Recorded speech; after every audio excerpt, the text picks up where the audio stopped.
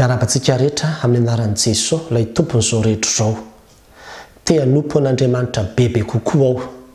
Tokony hialako ve ny asako. Izay indray havana ny lohatenin'ity vidéo manaraka ity. Maromaro ianareo no efa nametraka io fanontaniana tato amin'ity page ity. Indray mandeha zao dia nisy tovolahy izay niantso. Expert comptable ny asako izy. Ary manana etaeta hoe hanao missionnaire. Tokony hialako ve io asako io izay efa nandaniany indray aman-dreniko vola tsy tokony tsoforoana, nandaniako taona maro dia hanao le asa missionnaire sa sady manao an'io asa io ihany no manao le asa missionnaire tsy indraindray eny.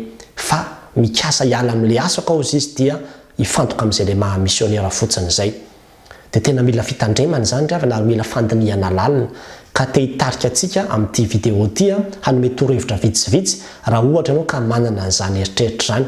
Na ihany koa zao nisy tovavy izay nanoratra ihany koa tato amin'ity page ity dia hoe manana ny asako ara-dalàna ozy izy fa tato ato dia tsapako hoe lalina be mihitsy ny fifandraisako tamin'Andriamanitra dia misy etaeta aty anatiko aty hoe hanompo an'Andriamanitra à plein temps. Zany hoe tena tsy manao afa-tsy ny asa fitoriana filazany tsara zany ny dikan'izay ohatra indrindra ataon'ny pastera reny zany le hoe plein temps. Dia manana an'izay eritreritra ka tokony hialako ve izy ny asako sa inona ny tokony ataoko manoloana izay etaeta aty anatiko izay. Ary be no mieritreritra ohatran'izany fa za dia teny amintsika aloha hoe tsara le izy fa tsy tokony ho atao ankamehana ny andraisana an'izany fanapa-kevitra zany fa tokony raisina ampahendrena ary dinihana lalina tsara satria hanova fiainana be ianao izany hoe hiala amin'ny asanao zany. Ary indraindray raha tsy mitandrina antsika dia family viliany satana fotsiny izy hanapotehana sy hanakorontanana amin'ny fiainanao. Tsara foana le hoe hanao ny asan'Andriamanitra fa tadidio fa tsy izay rehetrarehetra mafana fo akory dia tokony hanao pastera daholo. Ary tadidio koa fa Jesosy Kristy ny ravany tamin'izy tety ambonin'ny tany dia olona 12 any anie nalainy tamin'ireo olona be dia be izay nanaraka azy ireo tena hoe hanao asa plein temps niala tamin'ny asany mihitsy Andro Maty ory Petera fa tena hoe hanaraka azy dia hanao le asa fitoriana plein temps zany. Be dia be ny olona nanaraka azy fa 12 ihany. Ka ianao ve azonao antoka fa ao anatin'izay le hoe 12 hoe nifidin'ny tompo hanao le asa fanompoana fitoriana fotsiny izay sa tsy mbola. Dia izay zany no hitariako antsika amin'ity vidéo ity. Ny voalohany aloha dia izao mivavah dia mangata tolotsaina avy amin'Andriamanitra, mangata fahendrena avy amin'Andriamanitra dia didio mihitsy ny asan'ny devoly. Fa sao dia devoly manakorotana ny sainao fotsiny ny mametraka anatin'ny sainao hoe miala amin'ny asanao ianao, miala amin'ny asanao fa alao ianao manao ny asan'Andriamanitra fotsiny amin'izay. Dia mangata amin'ny tompo satria be dia be ny fameliviliana izay ataon'ny satana. Dia rehefa avao rehefa simba ny fiainantsika dia lazaintsika hoe zao ve ilay fitantanan'Andriamanitra. Ka mety tsy natsoan'Andriamanitra ianao fa ianao fotsiny taitaitra. Ary tena misy zany dravana ka izay mahatonga hoe mivavaha dia antanio tsara ny tompo dia angatao tolotsaina izy angatao fahendrena izy fa homeny ianao, tena homeny ianao. Dia ny faharoa dia izao azonao atao tsara ny Manatona zoky ara-panahy na mpanompon'Andriamanitra izay efa nandalo tamin'io lalana mangataka torohevitra miresaka aminy zany hoe za misy zavatra ohatran'izao aty anatiko aty ka inona ny tokony ho ataoko manoloana an'izany. Tokony hiala amin'ny asako avesany sa tsy ahoana ny eritreritra raha amin'izany zavatra izay iainako zany. Dia mivavaha alohan'ny anatona mpanompon'Andriamanitra mba ny tompo no ampiteny azy sy hitarika azy amin'izay mety torohevitra homenanao satria efa mba nandalo tamin'izay lalanao izay koa izy.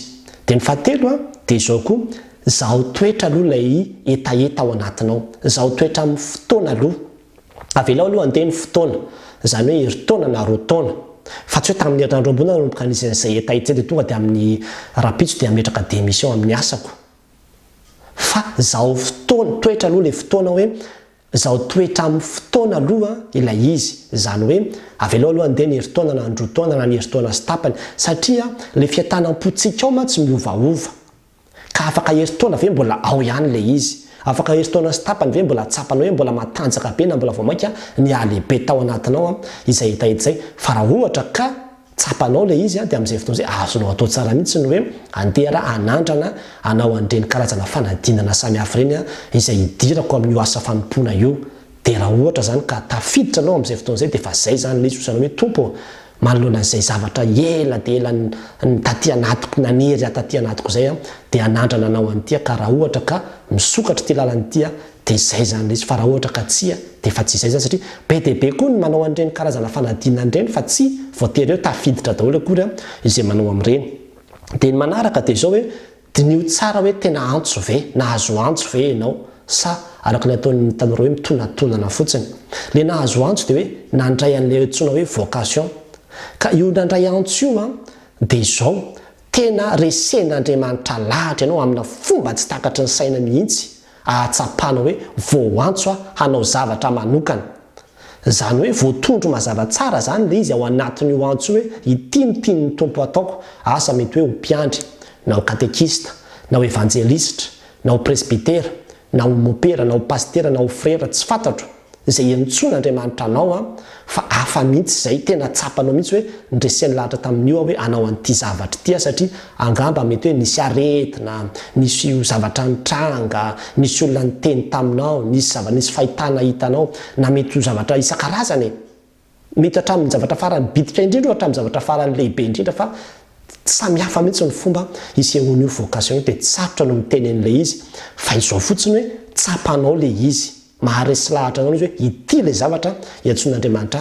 Ka raha ohatra ka misy olona miteny hoe zaho ohatra ny atson'ny tompo fotsiny hanao asa fa tsy fantatro hoe inona le izy dia tena hoe ndeha hialako ny asako dia efa tsy fahendreny zany. Le zavatra raha tsy fantatro akory hoe inona le atson'ny tompo anao ka ny asanao tonga dia ilanao fa ilaina fahendrena dia ilaina fandiniana lalina zany izy. Ka dinio hoe mazava tsara hoe ity le zavatra zay atson'ny tompo fa matombola tsy mazava ao anatinao izy fa floa fo zany hoe te hanompo an'Andriamanitra bebe kokoa fotsiny dia amin'izay fotoan'izay mbola zavatra hafa. Ary ity koa ny tsara ho fantatsika ny fanompona an'Andriamanitra dia tsy ny pastera ihany akory ny manao azy fa ninona asanao na iza toerana misy ianao dia efa manompo an'Andriamanitra daholo tsika amin'ny asa rehetrarehetra zay ataontsika. Na mivarotra azy ianao dia efa asa fanompony zany, na mampianatra dia efa asa fanompony zany, mitsabo ianao dia asa fanompony zany, mamafalala ianao dia asa fanompony zany. Rehefa ho ataonao an'ny tompo, ataonao voninahitr'Andriamanitra izy dia efa asa fanompony zany. Ka indraindray tsika mieritreritra hoe ny pastera ihany no tena manompo an'Andriamanitra. Manompo an'Andriamanitra daholo tsika rehetrarehetra. Ninona asa ataonao dia ataovy ho an'ny tompo, ataovy amin'ny anaran'ny tompo, ataovy voninahitry ny anarana sy ny tenin'Andriamanitra. Dia amin'izay fotoan'izay lasa asa fanomponao le izy. Ka mety misy olona tena natsoan'Andriamanitra ao amin'izany mihitsy hoe ato amin'ity sehatra ity no iantsoka azy mba ho fahazavana sy ho fanasina, ho fitaratra ao amin'io toeran'io izy. Zany hoe le maha-kristianina azy zany dia ao izy no hitory azy. Eo birao anao dia eo ny pilipitra anao eo mihitsy ny tian'Andriamanitra hitorianao sy hanehoanao ny fahatsaran'Andriamanitra. Dia amin'izay fotoan'izay tsy voatery mihitsy anao hiala amin'ity asako ity ka eo mihitsy ary le ntson'Andriamanitra anao ka ao mihitsy. Dia amin'izay fotoan'izay mila mandinika any amin'izay tsika. Dia ny torohevitra manaraka ihany koa dia ny hoe aleo atomboka tsikelikely aloha. Raha ohatra zany ka misy mieritreritra anao hoe tokony hiala amin'ilay asako dia voalohany aloha azonao atomboka aloha ny hoe inona aloha ato anatin'ny fiangonana no asa fanompoana izay azoko atao. Mety afaka mitarika tanora ianao na mitarika ankizy ianao, mampianatra ny ankizy ianao na ohatran'izany. Atomboy amin'izany aloha ilay izy dia hitanao tsikelikely hoe ohatran'izao zany ilay izy. Na koa zany hoe anao misionera hitorany amin'ny arabe, tsy maninona mihitsy zany. Dia rehefa tsy miasa ianao aloha dia atomboy aloha le izy. Na afaka manomboka projet kelikely ianao dia alefanao tsikelikely aloha le izy. Rehefa hitanao ny fihitaran'io zavatra io satria Andriamanitra no mitarika an'io tsikelikely ao dia hitanao ny fihitaran'io dia ho tsapanao manao hoe manomboka mitako fotoana bebe kokoa izy dia efa ahenanao le fiasanao aty dia ampitomboinao indray le ary dia eo na hitanao hoe efa tena tokony hiala amin'izay zany satria efa tsapako hoe efa ministera lehibe ty ametrahan'Andriamanitra aty.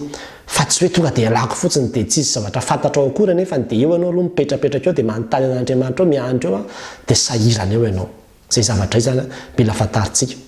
Ary izao koa ravana ny tsara ho fantatsika tadidio fa ny fiantsoana rehetrarehetra dia Andriamanitra mihitsy ny tompon'ny fiantsoana. Tsy anareo no nifidy aho izy fa Izaho no nifidy anareo.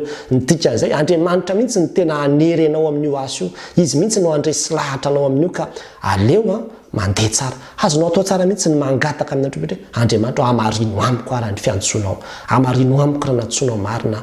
Ahoana ny ahafantarako fa tena hoe nantsonao marina hanao an'ity asa ity. Fa rehefa prouvé zay zavatra zay ianao vao tokony hiala satria ny asanao koa dia mety efa sitrapon'Andriamanitra, mety programan'Andriamanitra mihitsy io amin'ny fiainanao nefa rehelanao indray ilay izy dia tratrany le antsoiko hoe familivilian'ny Satana ianao.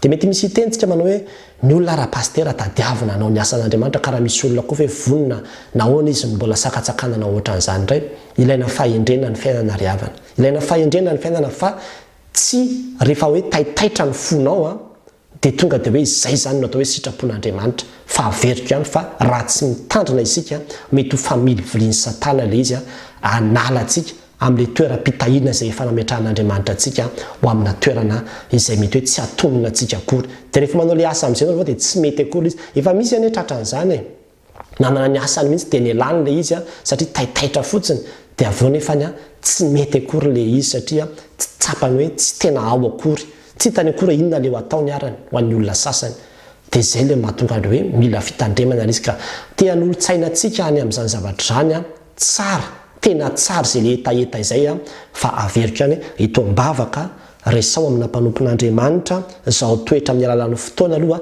dia Diniho lala hoe inona marina le antso izay tian'Andriamanitra ho ataoko dia tadidio koa fa tsy voatery hoe tsy maintsy hiala amin'ny asanao ianao fa azonao atao tsara mihitsy hoe sady manao ny asanao no manao ny asa fitoriana filazantsara any am-piasana na rehefa tsy miasa na nitahaka zany any amin'ny fiangonana be dia be ny toerana izay antsoina antsika fa tsy hoe rehefa mafana fo dia averiko ihany dia anao pastera daholo akory rehefa hoe mafana fo amin'ny fitoriana amin'ny asan'Andriamanitra dia raha ohatra anao ka mahatsapa zany aty aoriana hoe tena efa nivavaka nanatona mpanompon'Andriamanitra nandeha ny fotoana azoko antoka fa tiany antson'Andriamanitra dia mirosoa aza misalasala indray amin'izay fotoana izay fa mirosoa dia ho hitanao fa tsy hanenenanao mihitsy ny manao ny asan'Andriamanitra na dia efa tsara toy inona aza ny toerana izay nisy anao teo aloha satria Andriamanitra mihitsy zany no efa nitarika anao Andriamanitra mihitsy zany no efa nanolotra anao hoe ity indray ny lalana vaovao izay tiako hitondrana ny fiainanao dia amin'izay fotoana izay dia mirosoa ka dia anjarantsika miaraka amin'ny fanahy masina no mandinika sy mitsakotsako izany torohevitra rehetra izany fa dia ny tompony hanazava ny sainao hampahafantatra anao ny lalana izay tokony ho alehanao ho an'Andriamanitra ray rano ny voninahitra amen.